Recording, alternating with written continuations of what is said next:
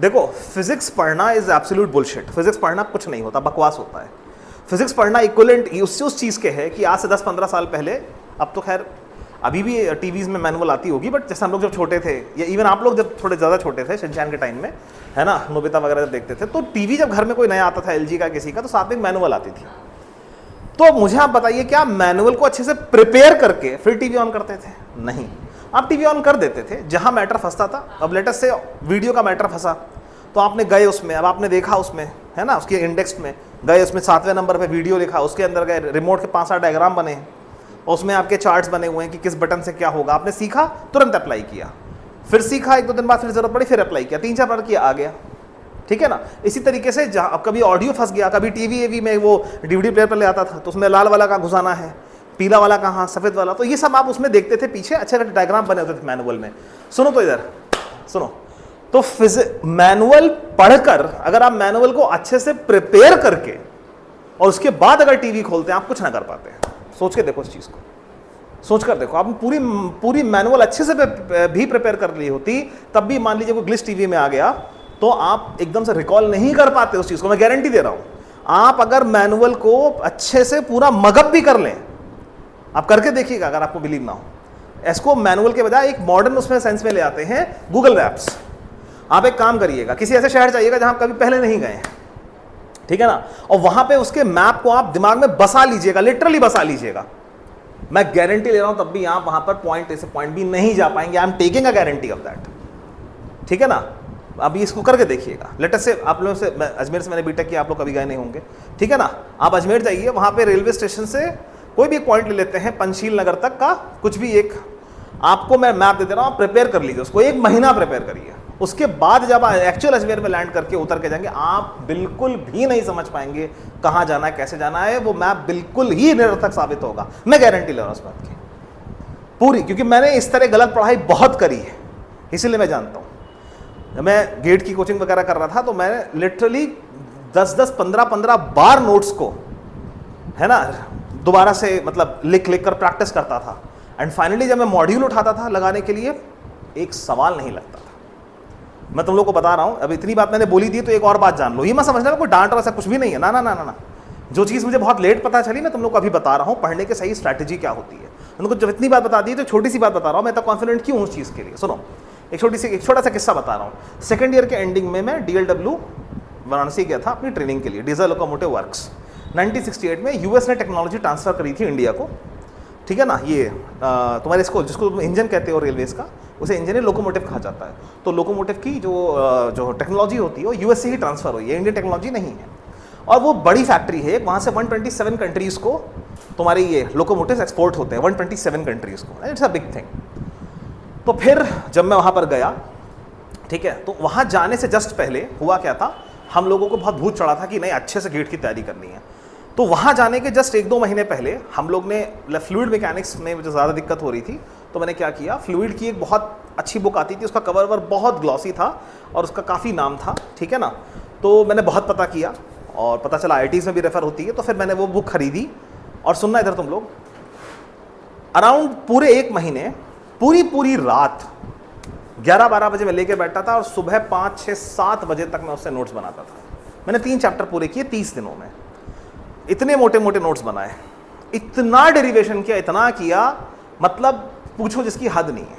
मतलब पूरी तरह से मतलब ब्लूप्रिंट एकदम मेरे दिमाग में उसका आ गया था। नाउ व्हाट हैपेंड, क्या बोलते हैं, गए वहाँ भैया ट्रेनिंग के लिए। तो वहाँ पर कुछ ऐसे एक सिचुएशन आई, वहाँ पे अलग अलग शॉप्स होती हैं। Machine shop, heavy machine shop अलग होगी जहाँ पे क्रैंक केस कट के बन रहा है, हीट ट्रीटमेंट शॉप अलग होगी, इंजन इरेक्शन शॉप अलग होगी, इंजन टेस्टिंग शॉप अलग होगी, है ना। ऐसे ही वहाँ पर एक डिपार्टमेंट था जहाँ पर थोड़ा आई थिंक वो बिल वगैरह, मतलब इन द सेंस उन सबका चीज़ें होती थी, उसका नाम याद नहीं आ रहा, लेकिन वो ऐसा डिपार्टमेंट था जहाँ पर थोड़ा सा आई थिंक फाइनेंशियल वर्क होता था। तो हम लोग वहाँ गए, वहाँ जो बैठे थे वो भी सब इंजीनियर्स ही थे, ठीक है ना। तो जब हम लोग वहाँ गए तो मेरे साथ मेरा दोस्त था, ठीक है ना, ये मतलब वो जाट माइंडसेट का है, तो वो कहीं भी जाके सीधे घुस जाता है ना। तो फिर मतलब हुआ क्या, जब हम लोग वहाँ पर गए तो वहाँ पे बहुत सीनियर पर्सन थे जिससे हमको साइन लेना था। अच्छा, वहाँ पे हमें प्रैक्टिकली कुछ चीज़ सीखनी नहीं थी, वहाँ पर बस हमें जाके साइन लेके आना था, ठीक है ना, क्योंकि वहाँ बैठ के कोई आप बिजनेस, रेलवे इंजन का बिजनेस नहीं सीख जाएंगे आप कुछ दिनों में। तो वहाँ जाके बस साइन जाके लेके आना था, हम लोग को पहले से पता था, बाकी जगह हमने अच्छे से सब कुछ सीखा हुआ था। तो जब वहाँ गए तो एक बहुत ही सीनियर पर्सन थे वहाँ के, HOD थे या जो भी थे, वो बहुत कुछ इंपॉर्टेंट मीटिंग ले रहे थे। मीटिंग मतलब कोई ऐसा कॉन्फ्रेंस हॉल में नहीं ले रहे थे, अगल बगल सारे उनके जितने भी इंजीनियर्स थे वो खड़े हुए थे। और वो, अब मैं, ऑब्वियस सी बात है, कॉमन सेंस है, मैं वहाँ गया, मैं वेट करने लग गया, भाई सब लोग हटेंगे तो मैं उनके पास जाऊँगा। ये मेरा दोस्त जो था, ठीक है ना, हाँ, वो एकदम से यहाँ पे हल्का सा स्पेस था, सीधे घुस के उसके मुंह पे सर अपना, हम लोग का जिस पे हम लोग का कागज पे साइन चाहिए थे, सीधे सबको किनारे फेंक के सारे इंजीनियर को, सीधे उसका जो बंदा 60-65 साल, 55 साल का समथिंग, मतलब बूढ़ा आदमी था, सीनियर पर्सन था काफी, उसके मुंह पे जाके सर साइन।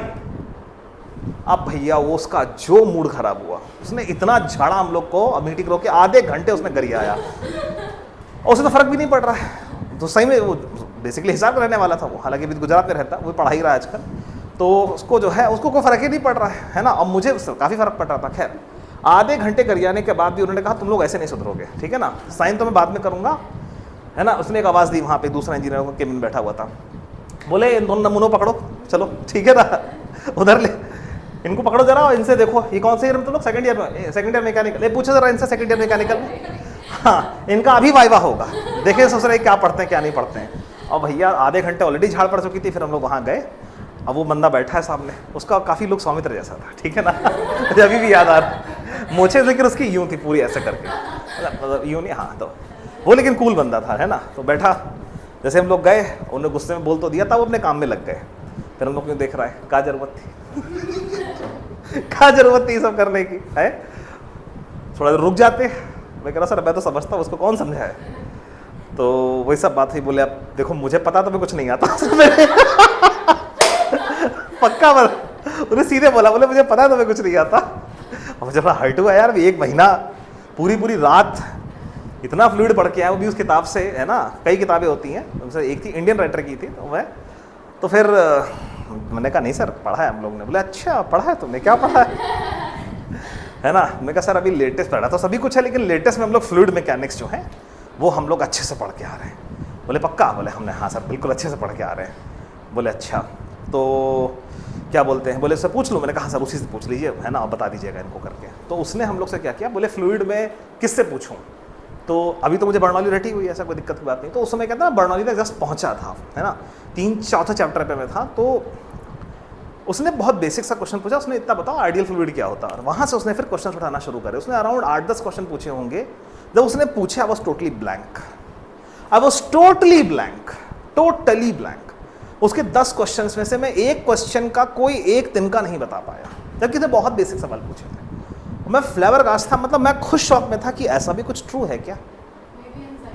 नहीं, एंजाइटी नहीं थी, ठीक है ना, क्योंकि वहाँ हमारे किसी के हाथ में नंबर नहीं थे, ऐसा कुछ नहीं था, ठीक है ना, कोई एंजाइटी नहीं थी, मैं बता दूँ। हाँ नहीं अननोन नहीं, वो बात सही, लेकिन फिर भी सेकेंड ईयर बीटेक क्रॉस करने के बाद, है ना, दुनिया इतनी देख ली थी कि इतना नहीं फर्क पड़ता था। कोटा हम लोग ऑलरेडी हो चुके थे, है ना, 1 साल रह चुके थे, तो एंजाइटी नहीं था। But I was totally blank, I couldn't recall anything. फिर उसके बाद घर रूम पे जाकर भी I try to recall, but कुछ भी याद नहीं आ रहा था। और वो बुक वहाँ रखी हुई थी अजमेर में उस वक्त, और आई वॉज लाइक टोटली, मैंने जब गूगल खोल के वही चीज़ दोबारा देखी तो मुझे तब भी कुछ याद नहीं आ रहा था। मुझे लगा मेरे साथ होगा, बट उसके साथ भी वही हो रहा था। तो मैं तब थोड़ा, मुझे मेरा माथा ठनका।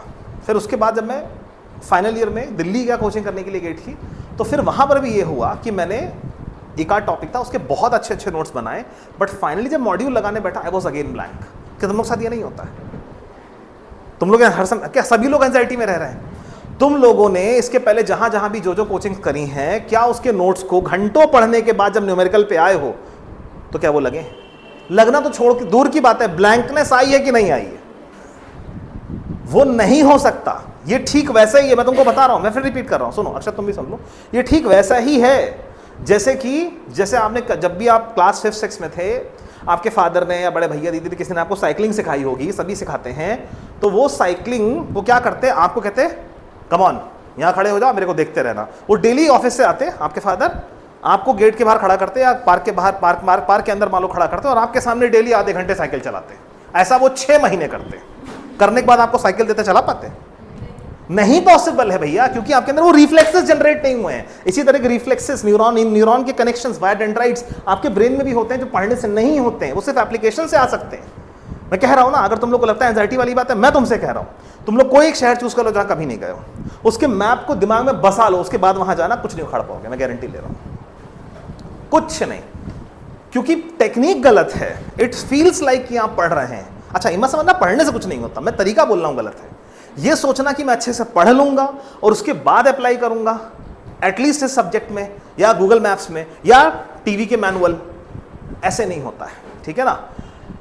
पढ़कर अच्छे से, ये बायो में भी हो जाता हूं, लेकिन ये तासीर इस सब्जेक्ट की नहीं है, और जितने भी प्रैक्टिकल ऑन ग्राउंड वर्क्स होते हैं उनकी तासीर ये नहीं होती है। इसीलिए मैं आपको बता रहा हूं, ऐसे बहुत से लोग हैं जो एक्सपीरियंस पीएचडी होल्डर, आप सब जानते हैं पीएचडी होल्डर्स भी बेरोजगार घूम रहे हैं, और ऐसे बहुत से लोग हैं जो शायद 10-12 साल के थे, उन्होंने कोई काम धंधा शुरू किया था, आज वो बहुत लाखों रुपए कमा रहे हैं, बिकॉज उनका फील्ड एक्सपीरियंस ज़्यादा है। Are you getting my point और नॉट? वो काम उन्होंने कर करके देखा, इसीलिए उनको आता है। किसी काम की पढ़ाई से कुछ नहीं होता, उसे करने से होता है।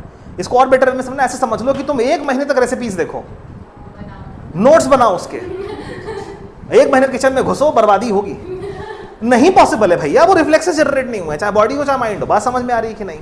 अच्छा, इसी तरीके से फिजिक्स भी है। मैं तुम लोग को इस टाइम थोड़ा टाइम इसीलिए दे रहा हूं, मैंने प्लान नहीं किया था इस चीज़ को, बस थोड़ा टाइम इसीलिए, क्योंकि तुम अभी समझने वाले हो मेरी बात को, इसके बाद समझोगे जैसे मैं इसका आंसर लिखूंगा। तो फिजिक्स पढ़ने का या उसको जानने का जो तरीका है वो ये नहीं है कि आपने अच्छे से तैयारी कर ली, अच्छे से नोट्स पढ़े और फिर आप क्वेश्चंस होता नहीं, उठाने के बाद जब उसको एक मैनुअल की तरह यूज़ करेंगे, जैसे कल मैंने आप दोनों के सामने करके दिखाया था। क्वेश्चन आपको न्यूमेरिकल उठाना है, जो क्लास करी उसको हल्का फुल्का देखा, बस न्यूमेरिकल उठाया और उसमें जो जो चीज़ें लग रही हैं बार बार नोट्स को पलटे। आप फिजिक्स जब पढ़ रहे हो, आपके रूम से अगर आपके नोट्स के खड़बड़ होने की आवाज़ ना आ रही हो तो वो that's like complete time waste. जिस तरह आप मैप को देख देख कर किसी शहर में जगह ढूंढेंगे, एग्जैक्टली आपको नोट्स यूज कर करके न्यूमेरिकल सॉल्व करने हैं। आप लोग क्या करते हैं? नोट्स किनारे कर देंगे, न्यूमेरिकल कहेंगे मैं देख लिया तुम। अरे वो देखना है भाई, वो देख के करना है, आपको अपनी टेबल पे देख के करना है, ठीक है ना। बिना देखे करोगे तुम्हें पता ही नहीं है, तुम एक्चुअल ये गलत, तुम लोग प्रोसेसिंग, ये वही बात हो गई कि मैप जेब में रख के तुम कहो नहीं मैंने एक बार देख लिया अब नहीं देखूंगा। अरे उसको देख के रोज जाओगे तभी तो रास्ता याद होगा यार, कैसी बात कर रहे हो तुम? तो ये सारा प्रोसेस ठीक वैसे ही होता है। क्लास 5th में जब मैं था तो इंग्लिश लिटरेचर की मेरी बुक में एक कहानी पढ़ाई गई थी। उसमें एक गधा बहुत परेशान होता है धोबी का, है ना, सबसे बेइज्जत होके, तो एक दिन वो फैसला करता है कि वो ऑलराउंडर बनेगा। हाँ, वो इमेजिन करता है, वो कहता है कि मैं शेर, हाथी, जिराफ, फलाना, मैं सबके बराबर बन के दिखाऊंगा, एक दिन ऑलराउंडर बनूंगा। तो क्या करता है, 1 साल तक डेली खड़े होकर, मतलब जहां भी बंधा रहता है, वो 1 घंटे तक या 2 घंटे तक शेर की, हाथी की, सबकी आवाज़ें, वो कैसे चिल्लाते हैं, क्या करते हैं, अपने माइंड में खूब चलाता है। 1 साल तक ही करता है और ऐलान कर देता है 1 साल बाद तुम्हारा राजा आएगा, ठीक है ना, जिसका नाम होगा लाइनो सरांगो टैंगो डिव। मतलब उसने एक ऐसा जानवर इमेजिन किया था कि जिसके अंदर सारा, मतलब लायन भी उसी में है, और समझ रहे हो ना। तो 1 साल तक उसने सबकी आवाज़ों की प्रैक्टिस करी मन में। तो रोज खड़ा रहता, मन में चिढ़ता रहता था, मन में दहाड़ता रहता था हर आवाज में, और सब कुछ मन में करता था। बात समझ आ रही है? और जब उसको लगा अब अच्छी प्रैक्टिस हो चुकी है, तो जैसे ही वो जंगल में गया, सबको डिक्लेयर करने की उनका मसीहा आ गया, जैसे ही उसने मुंह खोला तो आवाज क्या निकली? ढेचू ढेचू ढेचू। ठीक है ना? एग्जैक्टली सेम फिजिक्स की पढ़ाई होती है। आप 5 नहीं 50 साल पढ़ लीजिए फिजिक्स को, उसके बाद न्यूमेरिकल पे जाएंगे, कभी नहीं होगा। You will have to understand, numerical तैयारी करके न्यूमेरिकल पे नहीं आ रहा, न्यूमेरिकल से तैयारी करनी है, इस बात को जान लीजिए। अभी मैं इसका आंसर दूंगा तब कंप्लीटनेस पूरी आपको दिखेगी। अब सुनो, क्यों मैंने इतनी लंबी कहानी क्यों सुनाई आपको? कई लोगों को लग भी रहा होगा कि मैं थोड़ा सा टाइम एक्सटेंड कर रहा हूं, खींच रहा हूं। नहीं, अब मैं जो बोलने जा रहा हूं तुम लोग का दिमाग उड़ जाएगा उससे। इस बात को मैंने कम से कम 5-7 बार रिपीट किया था एग्जाम्पल्स के साथ, कि सेंट्रीपिटल फोर्स ही नहीं होती है। Centripetal force requirement of force होती है, वो सिर्फ एक रोल टू बी प्लेड होता है। एटम के अंदर वो रोल प्ले करती है electrostatic force of attraction between the nucleus and the electron.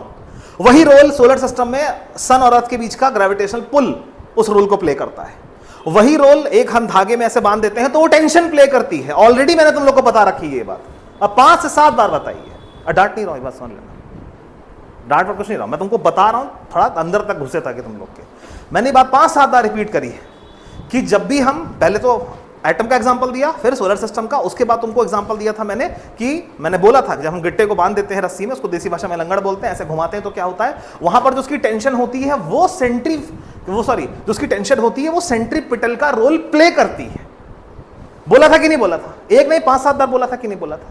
और अलग से 5-7 बार ये बोला था कि सेंट्रीपिटल फोर्स ही नहीं होती, वो सिर्फ एक उपाधि है। जैसे तुम यहां एक स्टूडेंट हो, घर में किसी के बेटा बेटी हो, किसी के चाचा मामा भी हो गए, क्या ये 3 अलग लोग हैं? तुम ही हो, रोल है भाई, उपाधियां हैं। तो मुझे बस एक बात बताओ, अगर सेंट्रीपिटल फोर्स ही नहीं है तो उसका वेक्टर कैसे बना? सोचकर देखो कितनी गहरी बात है। जिस चीज को विद एग्जांपल जोड़ के बताऊं तो 15-20 बार मैंने बोल दिया होगा कि सेंट्रीपिटल फोर्स ही नहीं होती, कोई न्यू फोर्स नहीं है। जो फोर्सेस ऑलरेडी सर्कुलर पाथ में एग्जिस्ट करती है उनमें से जो घुमाने का काम करती है उसको नाम हम सेंट्रीपिटल देते हैं। बात समझ में आ रही है कि नहीं? ये कोई अलग फोर्स ही नहीं है। जब नहीं है तो ये वेक्टर कैसे बना? और जब मैं बना रहा था तो आप लोग को देखो वो चीज जो 20 बार बताई हुई थी वो क्लिक नहीं करी, वो करेगी ही नहीं। This is not human brain works, ऐसे काम नहीं करता है। थोड़ा सा मतलब तुम लोग को शॉकिंग लगना चाहिए, लग रहा है कि नहीं लग रहा है? जिस चीज को मैं अगर विद एग्जांपल जोड़ के बोलूं तो at least I have repeated 20 times, और इस बात को मैंने बहुत ही स्पेसिफिकली आपको बताया है कि जो टेंशन है, मैंने बोला है टेंशन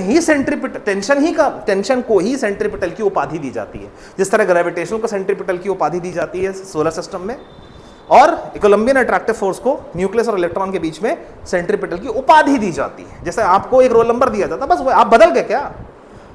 वो कोई नया रोल नंबर के नाम का नया इंसान आ गया क्या? नहीं।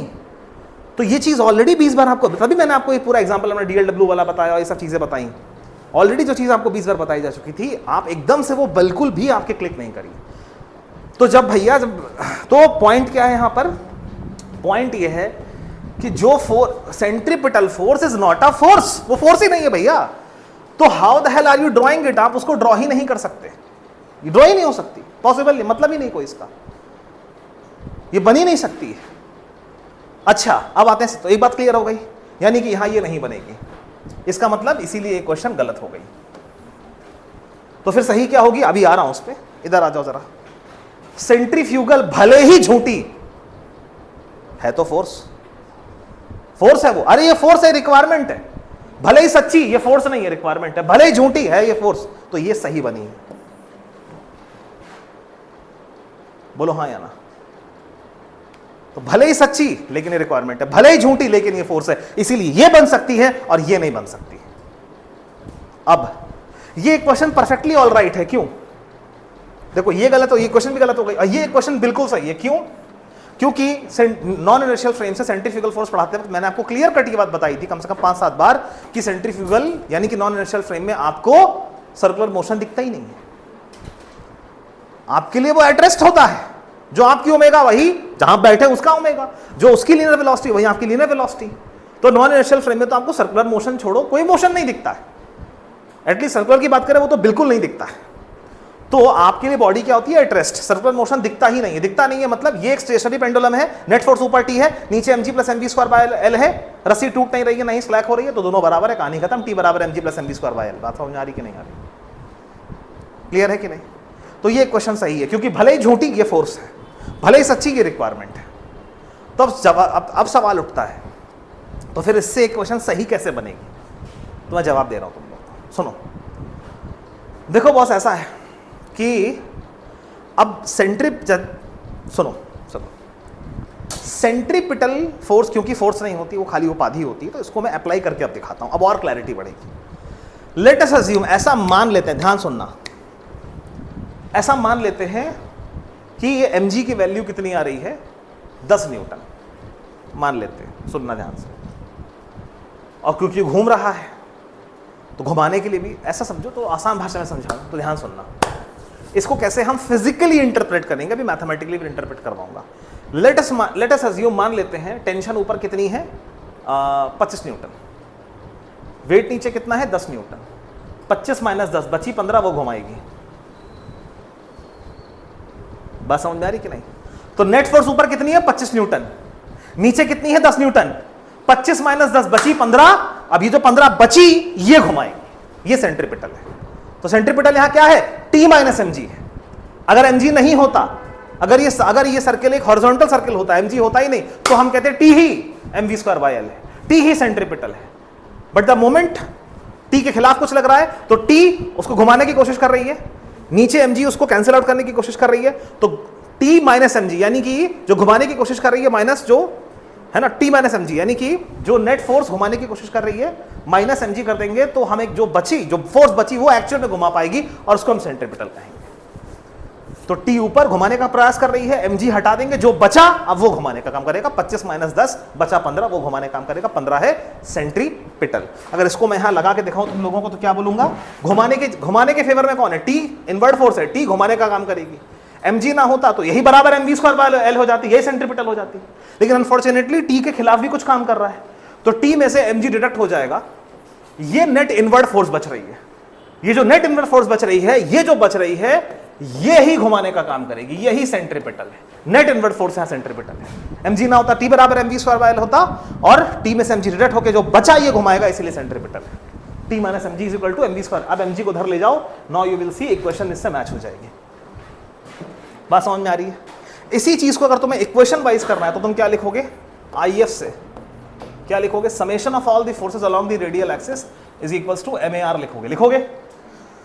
ऊपर की तरफ पॉजिटिव ले लो, नीचे की तरफ ये रेडियल पॉजिटिव है, रेडियल डायरेक्शन नेगेटिव है, ठीक है ना, r माइनस r प्लस, तो क्या हो जाएगा समेशन ऑफ ऑल द, ऊपर की तरफ क्या हो जाएगा प्लस t ऊपर लग रहा है, ऊपर क्या है पॉजिटिव है तो प्लस t, समेशन है तो एक और प्लस, mg कहां लग रहा है नीचे है तो माइनस, क्या हो जाएगा माइनस mg, किसके बराबर आ जाएगा AR कितना होता है हम सब जानते हैं, जानते कि नहीं जानते यार, इसको उधर ले जाओ, तो t बराबर mg प्लस, ये मैंने निकाला है इक्वेशन लगाकर, ये मैथमेटिकल इंटरप्रिटेशन है सेंट्रीपिटल फोर्स का, जैसे टेंशन आया है सेंट्रीपिटल फोर्स का मैथमेटिकल इंटरप्रिटेशन है, जैसे t आया mg प्लस mv²/r या r की जगह l आ जाएगा, ठीक है। ये फिजिकल इंटरप्रिटेशन से आया है, t बराबर mg प्लस mv²/r, और ये सेंट्रीफ्यूगल से आया है, तीनों इक्वेशन एकदम सेम आई है। तो इससे क्या पता चल रहा है, ये पता चल रहा है ओवरऑल निचोड़ ये निकलता है, ध्यान से सुनो। क्या सेंट्रीपिटल, अब आगे बढ़ो, आगे के पॉइंट्स बताऊं उसके पहले, अब तुम लोग को समझ में आया कि फिजिक्स सीखने, फिजिक्स पढ़ने में और फिजिक्स जानने में जमीन आसमान का नहीं, आकाश पाताल का अंतर है। बात समझ में आ रही है? अंतरिक्ष पाताल का, आकाश पाताल नहीं, अंतरिक्ष पाताल का, मजाक की बात नहीं। 20 बार तुमने जाना यही टेंशन का नाम सेंट्रीपिटल होता है, बट तब भी तुमने वेक्टर बनाया, लेकिन अब तुम समझ गए टी में से जो डिडक्ट हुआ वो जो बचा ये घुमाएगा और वही सेंट्रीपिटल कहलाएगा। अब आसान लग रहा होगा क्योंकि एप्लीकेशन करके देख लिया। अब सुनो, और इसमें गलती तुम लोग की नहीं मान रहा मैं, ठीक है ना, जो तुम्हारे पुराने टीचर्स रहे उनकी है, मुंह पे बोलने को तैयार हूं, अब से बोलने को नहीं, जो भी कहो करने को तैयार हूं। अब सुनो, तो क्या बोलते हैं, इसमें मैंने थोड़ा एक्स्ट्रा टाइम इसलिए दिया, इससे बहुत स्ट्रांग फाउंडेशन बनता है तुम्हारा, क्योंकि तुम बात को समझना, इस वक्त आप उस ट्रांजिशन, कल मैंने बात नहीं बोली थी, भूल गया था बोलना, अच्छा सुन रहे हो, सेंट्रीपिटल सेंट्रीफ्यूगल वाली आपकी वो ट्रांजिशन क्लास होती है जिसके पहले सब कुछ बेसिक होता है, जिसके बाद सब कुछ एडवांस हो जाता है, पूछ लो कमरान से। इसके बाद दुनिया भर का सेंटर ऑफ मास और रोटेशन और न जाने क्या क्या आने वाला है, वर्टिकल सर्किल, और उसमें एनर्जी कंजर्वेशन भी जुड़ जाएगा, ठीक है, बात समझ में आ रही है कि नहीं है? तो ये वो क्लास होती है जिसके बाद मामला एडवांस मोड पे जा रहा होता है। आपको पता नहीं है, आपका रोटेशन का भी बहुत स्ट्रॉन्ग बेस मैंने जनरेट कर दिया है इतनी देर में, ठीक है, और एक कॉन्सेप्ट क्लियर कर दिया है। फिजिक्स वो कहानी है ना, पोथी पढ़ जगमुआ, वो पंडित क्या वो कहावत कौन सी है, तो वही चीज़ है, कितना भी फिजिक्स पढ़ो सब बेकार है, अप्लाई कर लो सब सार्थक है, ठीक। तो इनर्शियल, नॉन इनर्शियल और ये टी बराबर, ये सारी बात आपको क्लियर हो गई। अब एक बात जो क्रिस्टल क्लियर आपको समझ में आ गई होगी, वो क्या आ गई होगी, सेंट्रीपिटल समझना आसान था, मैंने कल ही समझाया था, किसी चीज़ को मोड़ना है तो एक कांस्टेंट इनवर्ट पोस्टा पोल चाहिए, सर्कुलर मोशन हो गया। सेंट्रीपिटल समझना आसान था, सेंट्रीफ्यूगल समझना मुश्किल था, क्योंकि उसमें आपको वहाँ इमेजिन करना है अपने आप को जहाँ आप ऑलरेडी नहीं है। सर्कुलर मोशन को आपको फिर रेस्ट देखना है, रेस्ट पे देखने के बाद आपको रस्सी छू के देखनी, बहुत सारा नाटक था। तो सेंट्रीपिटल समझना बहुत आसान था, सेंट्रीफ्यूगल समझना बहुत मुश्किल है। लेकिन अभी आप क्लियर कट समझ गए हैं, सेंट्रीपिटल से इक्वेशन मेकिंग थोड़ा टफ है क्योंकि ये फोर्स नहीं है, और सेंट्रीफ्यूगल से इक्वेशन मेकिंग आसान है। आ रही बात समझ में कि नहीं आ रही है? तो जो मुझे अब आपको अगली ये नई बात बता रहा हूँ वो क्या, centripetal is easy to understand, as compare to centrifugal, but equation making with respect to centrifugal is much easier than centripetal. और सारी जितने मास्टर है वो इसी के फेयर में फंसे हुए हैं। किस फेयर में फंसे हुए हैं भाई? जब समझने की बात आती है तो सेंट्रीपिटल का झंडा उठा दिया जाता है, जैसे न्यूमेरिकल आते हैं वही मास्टर सेंट्रीफ्यूगल झंडा उठा देता है। बात समझ में आ रही है? और उसको दोनों ही नहीं क्लियर है। तो ये चीज़ है। तो जब भी कॉन्सेप्ट्स की बात होती है तो हमेशा सेंट्रीपिटल के थ्रू समझाया जाता है। तुम देखो, इसलिए दोनों वर्ड्स बहुत चलते हैं। और जब भी न्यूमेरिकल्स या डेरिवेशंस की बात आती है तो सेंट्रीफ्यूगल का झंडा ऊंचा किया जाता है। अब अगर आप तुम लोगों को क्लियर है कि कैसा क्यों किया जाता है, तो जस्ट बिकॉज क्योंकि इसमें सर्कुलर मोशन ही नहीं दिख रहा है, सीधे सीधे सेकंड लॉ लगा दो, ये क्वेश्चन रिड्यूस हो जाता है। सेंट्रीफ्यूगल लगाते हैं, ब्यूटी है कि क्वेश्चन रिड्यूस हो जाता है एक तरह से न्यूटन्स लॉस के स्यूडो फोर्स में। That's it. तो इसीलिए सेंट्रीफ्यूगल से हम लोग क्वेश्चंस को करेंगे। समझने के लिए सेंट्रीपिटल वाज गुड, बट एक क्वेश्चंस के लिए इट्स नॉट गुड। ठीक है।